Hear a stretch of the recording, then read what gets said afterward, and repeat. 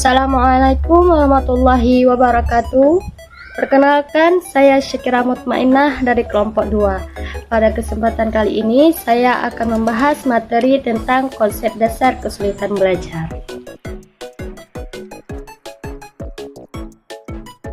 Baik, yang pertama yaitu pengertian kesulitan belajar. Apa sih kesulitan belajar itu? Kesulitan belajar merupakan suatu kondisi yang dimana ketika siswa mengalami hambatan dalam proses belajar sehingga tujuan pembelajaran sulit tercapai secara maksimal.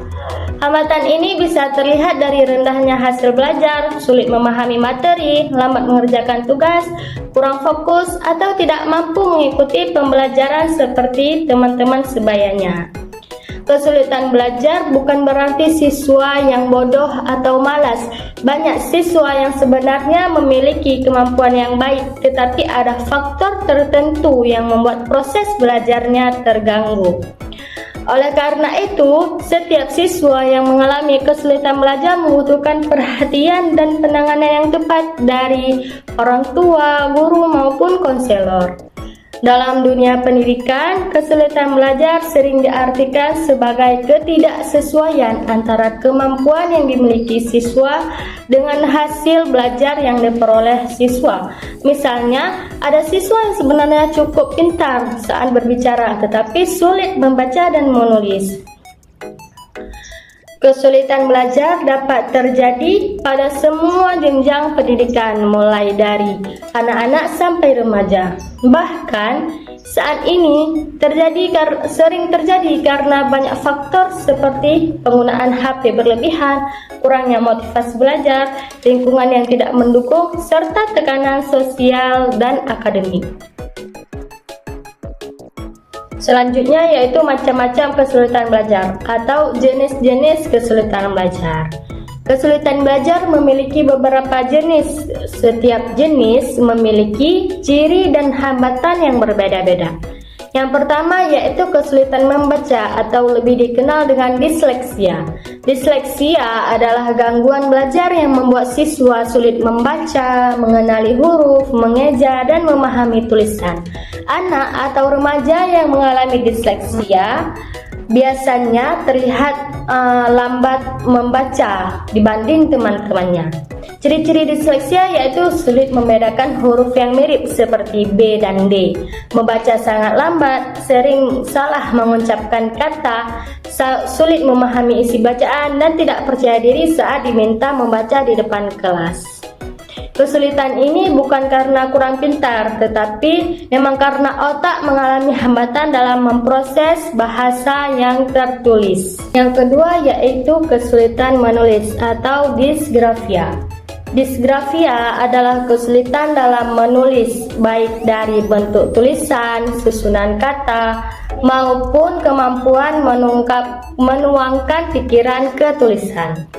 Ciri-ciri disgrafia yaitu tulisan sulit dibaca, huruf tidak rapi dan tidak beraturan, lambat saat menulis, sulit menyalin tulisan dari papan tulis, dan sering salah menulis huruf atau kata.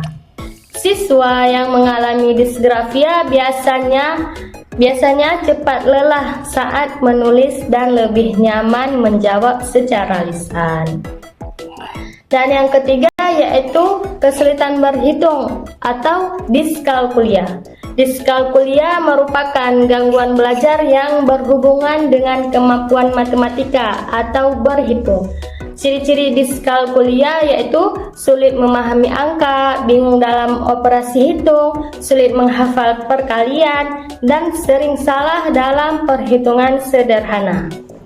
Siswa yang mengalami diskalkulia biasanya merasa takut atau cemas saat pelajaran matematika. Selanjutnya yaitu karakteristik siswa yang mengalami kesulitan belajar.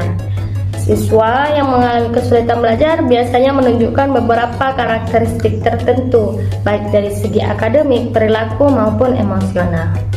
Karakteristik yang pertama dapat ditandai dengan prestasi belajar rendah. Nilai siswa sering berada di bawah rata-rata kelas walaupun sudah berusaha belajar. Yang kedua, sulit memahami pelajaran. Siswa membutuhkan penjelasan berulang kali agar bisa memahami materi. Yang ketiga, kurang fokus saat belajar. Perhatian siswa mudah teralihkan oleh hal-hal lain seperti suara, teman, atau HP. Yang keempat, lambat mengerjakan tugas. Siswa membutuhkan waktu lebih lama dalam menyelesaikan tugas dibanding teman-temannya. Yang kelima, mudah lupa. Materi yang sudah dipelajari, siswa cepat terlupakan. Yang keenam, tidak percaya diri. Siswa merasa minder karena sering gagal atau dibanding-bandingkan dengan teman lain. Dan yang terakhir, kurang aktif di kelas. Siswa jarang bertanya dan menjawab karena takut salah. Selanjutnya yaitu faktor-faktor penyebab kesulitan belajar. Faktor penyebab kesulitan belajar terbagi menjadi dua, yaitu faktor internal dan faktor eksternal. Faktor internal adalah faktor yang berasal dari dalam diri siswa. Yang pertama yaitu ada kondisi fisik. Kesehatan tubuh sangat mempengaruhi belajar. Siswa yang mengalami sakit, kurang tidur, atau memiliki gangguan penglihatan dan pendengaran akan sulit menerima pembelajaran. Yang kedua, inteligensi. Kemampuan berpikir setiap siswa berbeda-beda. Ada siswa yang cepat memahami materi dan ada juga siswa yang membutuhkan waktu lebih lama untuk memahami materi. Yang ketiga yaitu motivasi belajar rendah. Kurangnya semangat belajar membuat siswa malas memperhatikan pembelajaran dan tidak serius belajar. Yang keempat yaitu minat belajar rendah. Jika siswa tidak menyukai pelajaran tertentu, biasanya ia akan sulit fokus dan cepat bosan. Dan yang terakhir yaitu gangguan psikologis. Gangguan seperti ADHD, disleksia, atau kecemasan sosial juga dapat menyebabkan kesulitan belajar pada siswa. Selanjutnya, faktor eksternal. Faktor eksternal berasal dari luar diri siswa. Yang pertama ada faktor keluarga.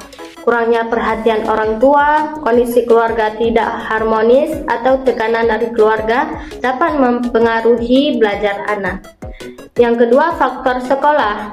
Metode mengajar yang membosankan, suasana kelas tidak nyaman, dan hubungan kurang baik dengan guru juga dapat membuat siswa sulit belajar. Yang ketiga yaitu faktor teman sebaya.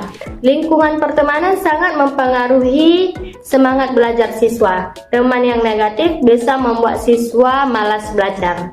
Yang keempat yaitu faktor teknologi. Penggunaan HP, game online, dan media sosial secara berlebihan sering membuat siswa sulit fokus belajar. Dan yang terakhir yaitu faktor ekonomi.